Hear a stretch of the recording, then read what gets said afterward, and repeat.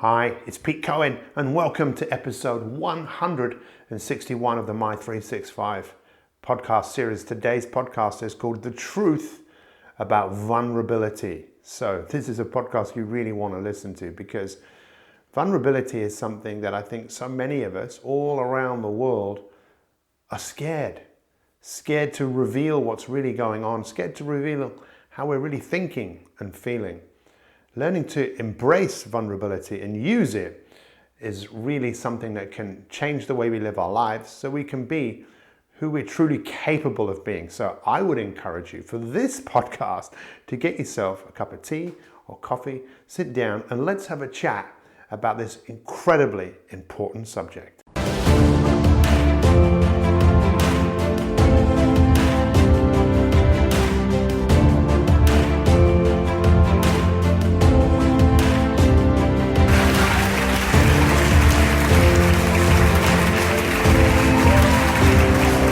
Welcome to episode 161 of the My365 podcast series, The Truth About Vulnerability. In this podcast today, I really want to unpack some of the stigma, I think, that is attached to this word. But before we get stuck in, I want to start off by saying one thing to all of you that are listening to this or watching this, wherever you are in the world. And it's this: I love you. I love you. Now you might be thinking, what? Why did you say that? You don't even know me. Or maybe I do know you, and me saying I love you, I don't know how that makes you feel. I became so interested in the whole subject of vulnerability really when I was working as a sports psychologist, because I would work with teams of people and it became, I'll never forget, I was so excited about working with a professional cricket team because not only did I love cricket, but I always wanted to be a cricketer at the highest level. But I think I probably had the talent, but I definitely lacked the confidence, definitely lacked the courage to really reveal what I was thinking and feeling, because what I was thinking and feeling was really affecting my performance. And when I worked with these top sports people, I was so excited. I never forget turning up on the first day to go and work with this team. And the coach just said, look, just come and watch. We're playing a competitive game. And I couldn't believe immediately just the atmosphere in the changing room of these players. It was an atmosphere that I'd seen before, but I probably had never questioned it in the way that I was questioning it there, which was this kind of macho culture that was there about people who didn't seem to feel comfortable letting their guard down. People actually not revealing how they were thinking and feeling, and eventually some of them did, but only a few. Because it became very apparent to me that I was only there to help people get better. And I believe that the path to getting better often means being open to what's going on inside you.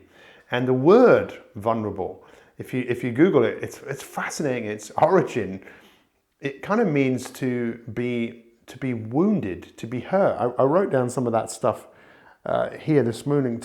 To be injured. So we can understand why people might feel uncomfortable feeling vulnerable because they're frightened to be hurt. I don't know how many of you, maybe a penny has dropped, that we're almost nervous to reveal what is going on inside us. But to be vulnerable is to be human. Let me say that again. To be vulnerable is to be human. To be your true self is to allow yourself to think and feel whatever it is that you want. But most of us have been brought up to fit into a world that kind of says, no, don't be like that. Stiff up a lip. Come on, just pull your socks up. Get on with it.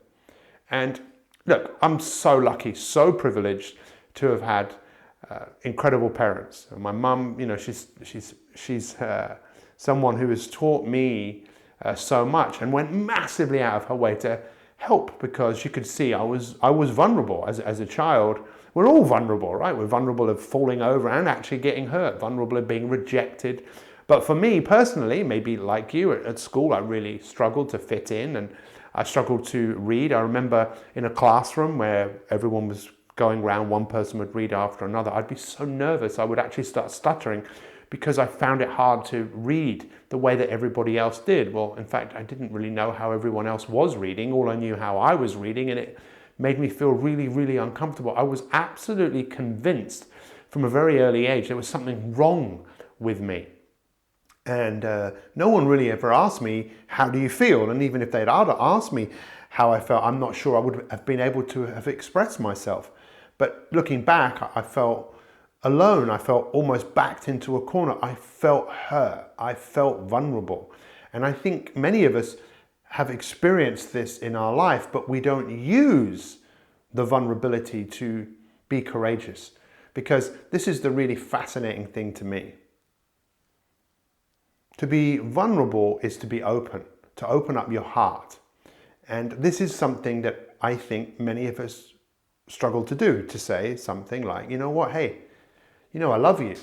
You know, my dad, bless his soul, who's, you know, not on this earth anymore, I think he had a pretty interesting relationship with his parents. I don't think his parents ever said to him, hey, son, I love you. And I reckon, I don't know, in fact, my dad did tell me that, but I reckon my dad struggled at the beginning to tell his kids that he loved you, that he loved us. And he really, really did. You used to say, I love you, I'm so proud of you. He became vulnerable. To be vulnerable is to be open with you, to express ourselves. And to be able to express ourselves fully is, I think, what makes life so sweet. And one of the main points I want to make to you here is to be open as much as you can, and realize that if you're going to be open, you're going to get hurt. It's going to happen. But what we all have this opportunity in life to do is to use what is... let me give you an example. And I wasn't going to say this, but I'm going to say it now. So I'm a speaker. I've been speaking all over the world for many corporates, and a couple of talks I've done recently haven't gone down particularly well. And there's always a reason, and when I get the feedback from people, sometimes I take that a bit personally, because I feel vulnerable that they're giving me feedback, they're giving me criticism, and it's like, I don't know what to do with this. But I've learned through experience is to, okay, it's hard right at the first few moments, then to be open. I'm going to be open here. I'm going to listen to what is being said, and I'm going to look to learn and grow, because that's what I want to do. We are here to learn and grow. And if you want to learn and grow, you have to be vulnerable, because you just can't be closed. Anything out there that grows right now, as winter is here, things are still growing, but it's challenging for things to grow because it's having to fight against forces that go against it. And we often go against our nature to grow. You are here to grow. You are here to get better. That's what every cell in your body wants to do. It wants to grow. It wants to express itself. So this feedback came, and I know I was speaking a bit fast. I know that I wasn't using all of my slides, and I'm sure some people didn't like that. But I also know that sometimes where I talk about things like vulnerability, and I talk about what is going on behind the scenes, what is going on inside you, because we know the quality of our life comes down to how we think, how we feel, what we say to ourselves. And some people don't want to go there.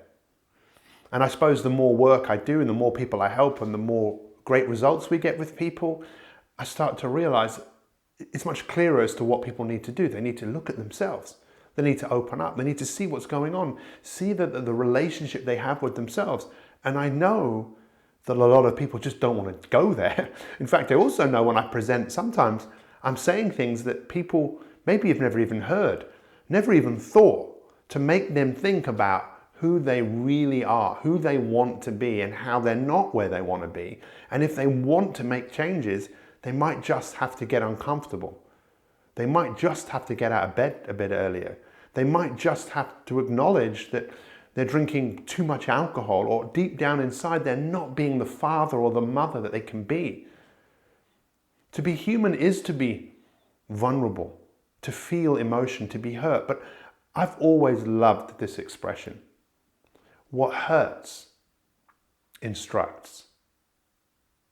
And I believe that one of the reasons I'm effective at what I do and I get results with people is I help people see their vulnerability, see themselves in a different light.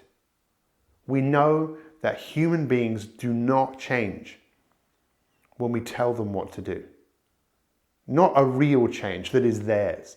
People change when their perspective changes. And all I'm doing in this podcast today is maybe giving you a different perspective of vulnerability. And the next time that you have to go through that's something that is difficult, or you have to have a challenging conversation with someone, just notice that feeling of vulnerability.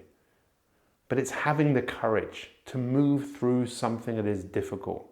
And that's what makes human beings incredible. I've seen it with so many people having to face adversity, having to face something which they wouldn't have chosen. But it's what has been dealt to them. And finding the heart. The word courage comes from the heart. Having the heart to move forwards. I actually wrote down this morning about times where people would put themselves in a vulnerable situation. Every time I get up in front of an audience, I know that the people are giving me the most valuable thing that they have. They're giving me their time. They're giving me, that's the most valuable thing. And to be able to connect with people with their time is something that I take really personally. And I want to give them, just like in this podcast, I want to give you the best of Pete Cohn. I want you to be able to go, you know what, that's great. I've never thought of it like that. You know, and I did feel vulnerable where I had to talk about, I don't know, race with a group of people. I did feel vulnerable where I had a miscarriage, or I did feel vulnerable when I told my children that I love them. And the reason for this, in many cases, is we are worried, we are frightened of being rejected. And rejection hurts. And this is really important. When we lived in caves and we lived in groups of people in the wilderness, the one emotion that you did not want to feel is rejection. Why? Because if you felt that emotion, it was a sign that you might get kicked out of the group that you were in. And if you got kicked out of that group, chances are you would die, because we would not survive on our own. Why am I telling you this? To acknowledge the fact that you feel vulnerable and you're worried that you're going to get rejected. And then finding the courage within yourself to move through this. This is what the world needs more than ever. Courageous people who will show us the way to move through our vulnerability, to be our very best. It's good to talk, it's good to listen. And one of the reasons why relationships struggle so much, especially between men and women, is men are even more concerned about being vulnerable, because it's like, well, they're supposed to be, a generalization, the provider. They're supposed to be the protector, the strong person. And then with a woman who maybe is feeling vulnerable, is frightened to talk to her husband about it, because she knows when she does, she's frightened that she's going to be rejected. She's also frightened that her husband just isn't going to listen. We have this incredible power to change the world. And just like my dad, who learned to say, you know what, son, I love you. And as I love you for listening to this, to having the courage, to having the vulnerability, even to be open to this, I really appreciate it. And I would love to know, what's your number one takeaway from what I've just said to you here today? You know, we've produced this is the 161st podcast, I want to say to my colleague Casey, who's produced all of these. Casey, man, I love you. To love is to be human. To love is to say, I care about you. And if you choose a life of love, chances are you might get hurt from time to time. I really appreciate you guys listening. Feel free, if you're listening to this on iTunes, we are still in the top 10 for news and noteworthy. And we are for one reason. People like you leaving us comments. If you're listening to this somewhere else on our website, feel free to share it. feel free to get that message out there. Let's change the world one person at a time. I wish you a happy, happy, beautiful day.